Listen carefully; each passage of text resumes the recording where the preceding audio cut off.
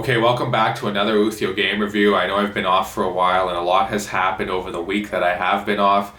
Obviously the Sens rattled off a couple more wins since their shutout win over Montreal last Saturday, and they did shut out Vancouver, so the Sens will record another shutout over the Vancouver Canucks, their second of the season for Ottawa, and it was 3-0 Thursday night.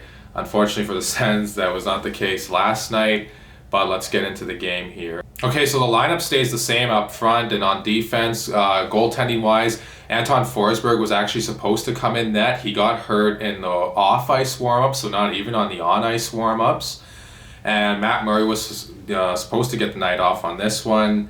He ends up starting, and Murray eventually would get injured in this one too as well. At 1:43 into the first period, Nate Schmidt would score his fourth of the season, unassisted. It was off a brutal turnover. Colin White again gets victimized by the Vancouver Canucks on a brutal turnover. White was trying to backhand it up the middle, and it goes right into the slot. Nate Schmidt it's put perfectly on a tee for him. He blasts it home past Matt Murray. It's 1-0 Vancouver. For those of you who remember my video, the redemption story for Colin White, well, I guess this was kind of like that here as well, as Colin White would score and redeem himself after turning that puck over again against Vancouver, his ninth of the season, assisted by Josh Brown, not Connor Brown. So Josh Brown factors into the scoring here for the first time this season. He picks up the primary assist, and Dadonov also gets an assist on that one as well. The game's tied up at 1, and the Sens are right back in it. And I didn't think the Sens had a great start that first period. I thought Vancouver was the better team for maybe the first 10 minutes or so. Then I thought Ottawa got their skating game going. They were forechecking better. They're hounding the Canucks D better. They were, forcing them to turning the puck over, making decisions with the puck that they didn't want to make. And the Sens capitalized eventually by scoring a goal of their own. So it's kind of almost a tale of two periods for both teams. As, like I said, Vancouver had a really strong start the first 8 to 10 minutes. And in the last 10 to 12 minutes, I thought the Sens were probably slightly the better team. So then we go to the second period, and Matt Murray takes a tripping penalty, and he injures himself in the process too, ironically. And it was just, it was an odd-looking injury. Again, it looked like it could be a groin. I'm going to go ahead and assume that. Matt Murray has had groin issues in the past, not just this season with Ottawa, but also when he was with Pittsburgh. He had issues staying healthy, keeping that groin strong, so I don't know if he's got to work on that more. The groin is a very sensitive area no matter how much you work on it, but still, this was a play where he kind of got tied up. I want to say it's Jake Virtanen in front of the net. He ends up tripping him up. He gets a penalty.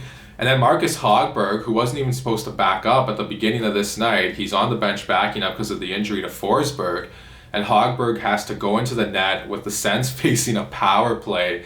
And welcome to the game, Marcus Hogberg. He'd have a huge test right away. As about 9 seconds in, he made a huge save off a redirection front. Zaitsev actually bumped into Hogberg. They both went down. I had to hold my breath a little bit there. I thought Hogberg was injured as well maybe for a bit, but he got up and he was okay. And thankfully he wasn't injured because the emergency backup goalie in this one was Artem Anisimov. Yeah, you heard that right. Artem Anisimov was going to be put in net had anything happened to Marcus Hogberg. I mean, I shudder to think what the score would have been, and I know a lot of Sens fans were like, oh, too bad we couldn't see that. No, I'm happy Artem Anisimov didn't get to play in net in this one, I'll be honest with you. Even though the Sens lost this game, I didn't want it to get really out of hand and have it be like 10-2 to Vancouver or something like that. And I don't know what goaltending background Anisimov has really, but he would have been the guy going in net had Hogberg been injured. But then shortly after that big Hogberg save, Brock Boeser would absolutely snipe one, top shelf on Hogberg.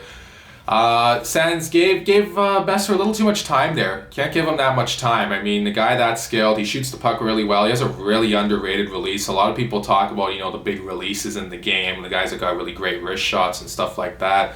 Like Austin Matthews, you always hear a lot about, and rightfully so.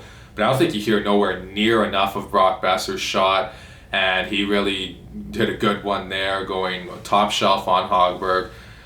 So he allows a goal on his second shot. I wasn't comfortable with him coming into a game on a power play. It's never a great thing when a goalie's got to come in cold like that and he's facing a power play right away. So Vancouver retakes the lead at 2-1. And it would stay 2-1 for the rest of the second period, so the Sens are going into the third down by 1. And, they had a lot of power play time, Ottawa did, in that second period. They just really didn't do anything with the power play. They were 0 for 6 in this game. They were not good with it at all. Even though they had a power play goal in 6 straight games, I believe it was, the power play has been something that has plagued them at times this year, and their penalty kill's been getting stronger here as well. But for the Sens, their power play, they got to fix that, I think. And I know they've been doing good, like I said, but I still think they need to fix that. 0 for 6. Not only was it 0 for 6, they only had a few dangerous looks too, and you need to be more dangerous than that if you're Ottawa. The Sens would get into some penalty trouble of their own in that third period as Vancouver would get a 5-on-3 for a full 2 minutes as Brandstrom would hit Zach McEwen from behind, and Artem Zub would high stick someone in the face from Vancouver. I forget who it was now, pardon me for that.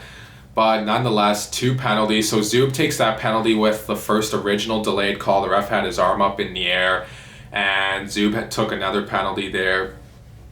And the Sens are down 5-on-3 for a full 2 minutes. I've seen this happen before to other teams and stuff, even to Ottawa too. I believe it happened. The last time it happened was, I think, in Tampa back in December of 2015, if I'm not mistaken. I could be wrong about that, but I believe that's the last time it happened to the Sens.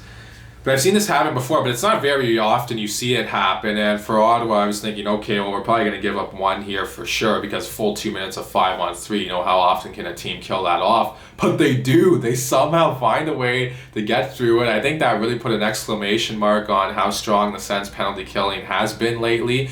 And like I've said in other videos, I've been really hard on their penalty kill because, it's been inconsistent this year. They've had a lot of stretches where it hasn't been very good at all. But these last few games, it's been looking really strong, despite them surrendering the one power play goal in this game. They came up really big and had a huge 2-minute 5-on-3 penalty kill. And that penalty kill would give the Sens some momentum as Evgeny Dadonov would walk in and score his 13th of the season to tie the game up at 2 shortly after the Ottawa kills off that 5-on-3. I believe it went off Tyler Myers' stick as he was trying to get his stick in the way to block the shot. He inadvertently elevates it up into his own net, and it's 2-2 at this point, and the Sens again find a way to get this game tied, especially after it was looking really dire for them, being down 2 men for 2 full minutes. And just like that, the game's tied up at 2. But that wouldn't last for long as Tanner Pearson would score his 9th of the season to get Vancouver back out in front 3-2, assisted by Horvat and Hamonic. And for Ottawa, for Hogberg, I should say, that was a goal I would kind of like to see him have. And, Pearson, well, he shoots the puck okay. He's not a sniper. I wouldn't classify him as, that's for sure. And, I don't know, Hogberg kind of got moving on that play. Kind of would have liked to see him make a save there, seen the Sens get a save there. And, nonetheless, though, it's 3-2 at this point. The Sens have some work to do. Ottawa pulls the goalie with about a minute 30, minute 40 left. And they get kind of caught, hemmed in their own end while they have the extra man. Shabbat's stuck playing goalie. That's never a good thing when you're stuck playing goalie. And JT Miller scores his 10th of the season, assisted by Tyler Mott and Bo Horvat. Yes, he got an assist on that with about 54 seconds left.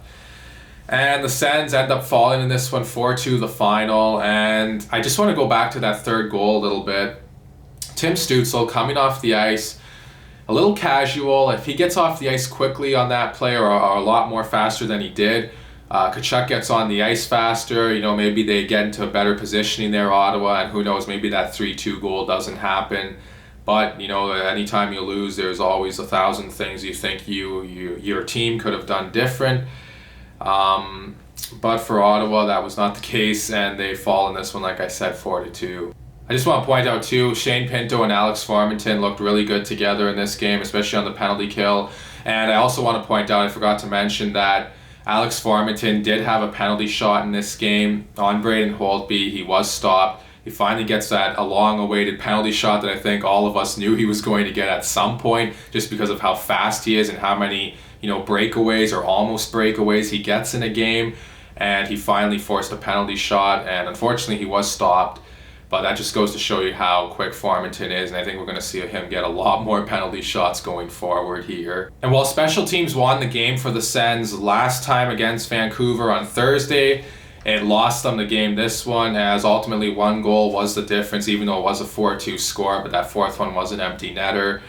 And for the Sens, they give up the one power play goal. They don't get any goals on their 6 chances, and that ended up really hurting them. When you go 0 for 6 on a power play, there is a good chance you're probably going to lose the game, and that was the case for the Sens.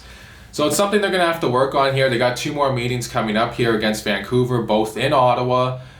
So let me know what you guys think in the comment section below about this game and how the Sens played, and maybe even about their power play and individual efforts too. I would like to hear if that's the type of stuff you guys want to talk about. So let me know all that and more in the comment section below. Please like and subscribe and share this video as always. Thank you all so much for watching, and I'll talk to you again soon.